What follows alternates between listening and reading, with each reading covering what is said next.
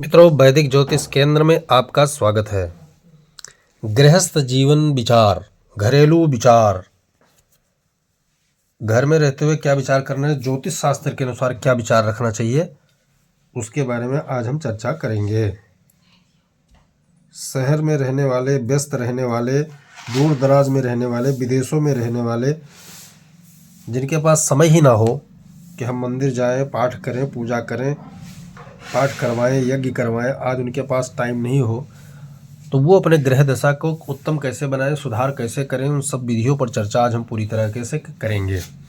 छोटी छोटी चीज़ को अपना करके, छोटी छोटी विचारों को हम सही रूप से लागू कर करके अपने ग्रह को निरंतर हम सुधार सकते हैं। उसमें कोई बहुत बड़ी चीज़ नहीं। जब हम छोटी छोटी गलतियां करते हैं, कई बार कर देते हैं, तो वो बड़ा रोग बन जाता है, जिसके कारण ग्रह भारी रूप में हमारे प्रकोप के रूप में कार्य चालू कर देते हैं। तब हम बहुत बुरे तरीके से फंस जाते हैं। यह है ज्योतिष का नियम।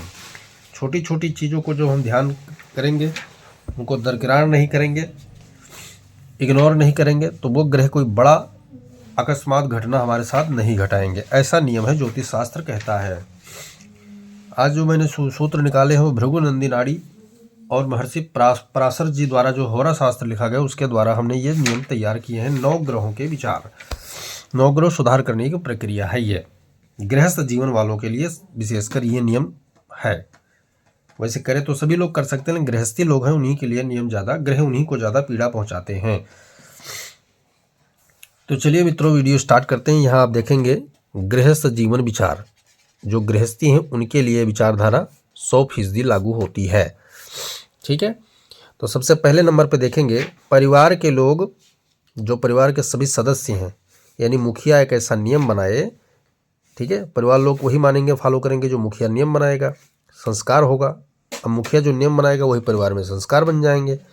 तो परिवार के लोग ब्राह्मण, गऊ, कुत्ता और भिखारी, इन 4 लोगों का कभी भूल से भी अपमान ना करें। भूल से भी अपमान ना करें। इससे होगा क्या, इनका अगर अपमान करेंगे तो गुरु ग्रह जो होगा वो क्या होगा, बद हो जाएगा, खराब हो जाएगा। और गुरु ग्रह जब खराब हो जाएगा तो परिवार से क्या होगा, धार्मिकता क्षीण होने लगेगी, नष्ट होने लगेगी।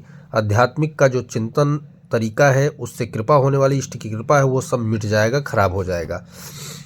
ठीक है, क्या करना चाहिए, ब्राह्मण, ईश्वर, गौ पर हमेशा आस्था रखनी चाहिए। भले ही ठीक है रोज पूजा ना कर सको, कोई दिक्कत नहीं, लेकिन तुम्हारी आस्था उनके प्रति होनी चाहिए। अब आस्था रहेगी तो कभी मौका जब मिलेगा तो आप उसमें भाग ले सकते हो।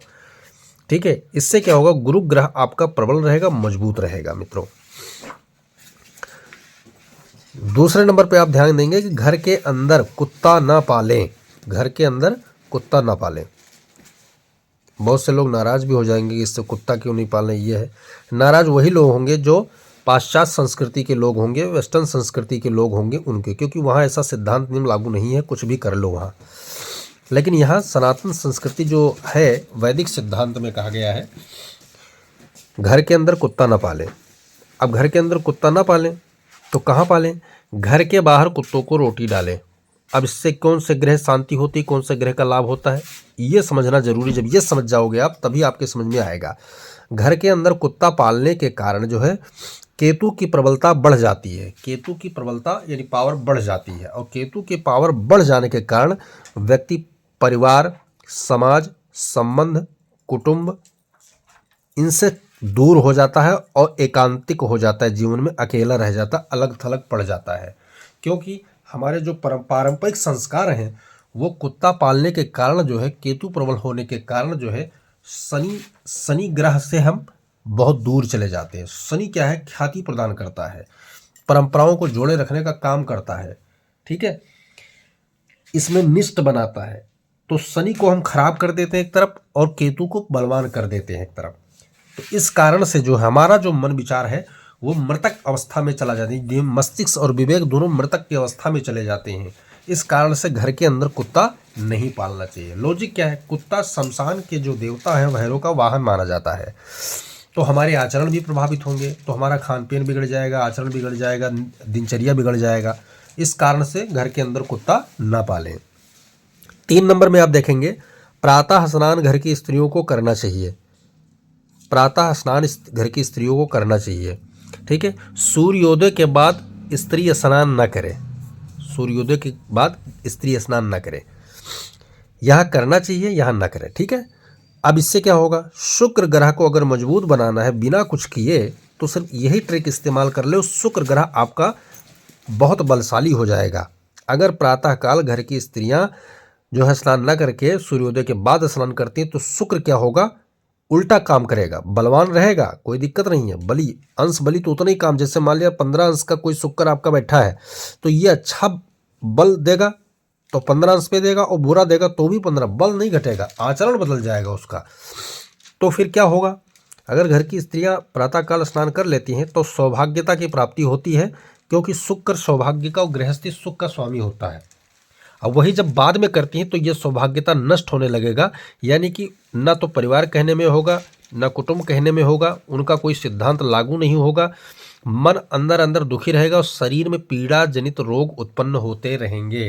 मन यानी 100 आदमियों के बीच में भी व्यक्ति बैठेगा, यानी परिवार के लोग बैठेंगे तो उसमें ऐसे लगेगा जैसे यहाँ पर कुछ ना कुछ घटना घट चुकी है, उदास मन स्थिति रहती है शुक्र के खराब होने के कारण।